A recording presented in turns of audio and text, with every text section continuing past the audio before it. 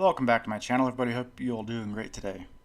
Today we are on a track called Spun Valley MX, not to be confused with Sun or Fun Valley, because this is a fun valley. This is by Westerfield 147, and what this track really has is some Supercross and SMX influenced sections, and you can see it later in the video. It's got some big floaters, some nice peak doubles, split sections which are amazing, long winds. It takes a long winding route through the forest and the track. The right amount of roughness. It's not punishing. Good elevation changes, which it does have. And it's made to accommodate all skill levels. So one of the things is if you mess up on a section, don't try to keep jumping it. You should slow down and get your momentum back up, because this track is a momentum simulator. Now I'm doing third person view again. I feel like this track is way easier in third person than the other track I did. It's just more smooth and flowy. But around here, I'm on the Husky 125. You want to take those first two corners in like third gear, maybe fourth. The last corner, you want to go fourth, and you hold fourth wide open over this, land it, shift to fifth, and you just pin it as hard as you can, because it's a big jump over that little river. And then here you can go five, but you got to go fourth, check up a little bit, and then here check up a little more. And then as soon as you land, you got to be on the gas again. And if you don't get on the gas, you will not clear these next two jumps. You will completely mess up. Now here you got inside outside, but if you go outside, you want to get the fifth gear as fast as you can and as smoothly as you can for that big jump, otherwise you will not clear in fourth. And you roll down the inside or outside, take fourth, clear this nice double. Just keep staying in fourth, pin it, and a bunch of these doubles, huge doubles that are nice big floaters, and they're so nice. You did a great job on this. And here you can go inside or outside, but you want to hit that lip right there on the inside, just in case you're a little low on speed, because it will give you that extra air time. And then this jump is a fifth gear jump. It took me a little while to remember which jump is for fifth gear and fourth gear. Then you go back to fourth for that one. And here you get another inside outside option. I like the inside here because it's lower to the ground. The other one's a big floater jump. It sends you really far. And you go back over the river again. And I like to do the inside fade to outside here. It's faster. And the inside's pretty quick too, but fourth gear. Just pin it fourth gear over all these jumps. And here's a finish line right there. And here's my ghost. And I roll to the inside.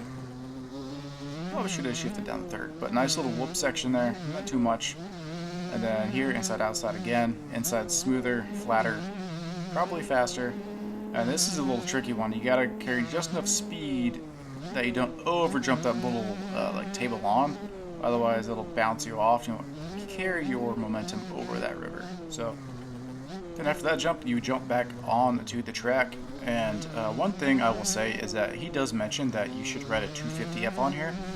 If you're having a hard time, bust out a factory 250 or 350 or 450 just to carry your momentum and keep it up. Now, when I first loaded this track, I still had the 250 SX on here, and I was overjumping everything because I did not expect it to be small jumps, and it was smaller jumps. So I was like, you know what, 125 track, let's go. So here we are. And that first crash is what you notice if you're not fast enough carrying your momentum. And here's another one. It's just, if you don't carry the speed, you're gonna not clear it, and you will not have a fun time. So you have to basically go around the jumps like I'm doing here, regain your momentum, and get your speed back up so you can just start flowing again. But one thing I do want to say that he mentioned was that he gives credits to Resolute Kraken here, Red Rider, Consuming Clouds, Ryan Cardo, Cody and Kells, Metrica, and King MX. I gotta say, this track, this was really in your head, Westerfield. You're a genius, because this track flows so good. And on the 125, it is challenging because you don't want to go slow, and you literally have to wring the 125's neck. And here, I don't think I cleared this jump. I might. Yep, alright, I got enough drive. Alright, cool. So I faded outside and just tried to make the track a little bit longer so I could carry the speed up and over, and then I landed a little bit short. So it happens. But this track is amazing. It's in the woods, it's over rivers, it's got big jumps. If you do land in the water, certain sections are kind of trickier to get out of, but most of them are fairly easy to get out of. And I mess up a little bit there, but somehow I clear it. Was it 3 over water jumps? looks like. And the only other track that is similar to this with the water jumps, I would say, is Canyon Rush, and that is a beautiful track as well. Now, this track is very similar to the JGMX track I made a few days ago in the terms of traction. This traction is amazing on here. I don't feel like it's too much or too little. It's in that sweet spot where you can kind of push, but it'll hold you. And these ruts are really nice. They're not like sharp. They're really well formed. Westerfield, amazing job. If you put this track on the bike shop, I probably would have paid for it, honestly. Amazing job with this track. And the fact that you can still ride it on a 125 is even better, you know? So you have two strokes out here that are going to run it.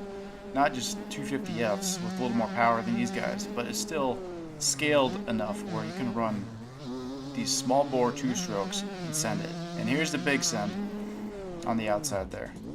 Oh yeah, there we go. Coming up next, we have a lap, which is one of the best laps I've done. And I take alternate lines from what you're seeing here, so you can just see exactly how other lines look. Now, here's another example of this. I didn't carry my momentum good enough, and you get punished for it, alright? It's not super punishing like in Supercross, where your rhythm and timing have to be completely accurate all the time, but you just need to have speed on this track, and have a lot of speed. Here's the fast lap here, so I'm rolling in the fourth gear over jump to third, go fourth over these bad boy whoops here, and then I'm taking the outside to show you how massive this jump is. I mean, I do like the landing, but you have so much air time. And you just roll into that nice little table up, and a nice big over the river jump, and then back onto the main track. See me wiggling my front end there, because I'm trying not to go sideways and crash the wrong way, so I'm dialing it in before I land. And trying to get this fourth gear here. Now this little sidekick jump is really nice. At first it threw me off because I didn't expect it. Once you get used to it, it's pretty easy. So here we are, fifth gear, wide open. Landed that perfect that time. Let off a little bit in fourth, and then here a little bit more. Taking about 44 miles an hour there, and just pinning it again, sending it. And I believe I can fly. Just kidding. This track is really fun. I have nothing but good things to say about this track. Westerfield did an amazing job, and I don't think he could have done a better job, honestly, except for maybe add some bird sounds in the background. That's about it. The foliage is pretty, it's nice, it's nothing over the top, it's not too dense, it's not too sparse, and it's fun. The ruts, the terrain, the formation, everything is perfect in here, in my eyes. And it's big floaters, big tabletops, a couple big booters here and there. You're going to have to ride fast, like I said earlier. You need to know which jumps are fifth gear. If you're riding 125, you need to know which ones you have to go fast on.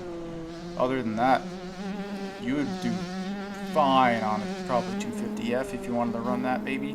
Here's that big long stretch before that one. And then coming up to the finish line here shortly, I take the inside, I believe do the table on, table off, and then all the things in between. But you guys have a great weekend. Thanks for watching. And as always, keep on riding.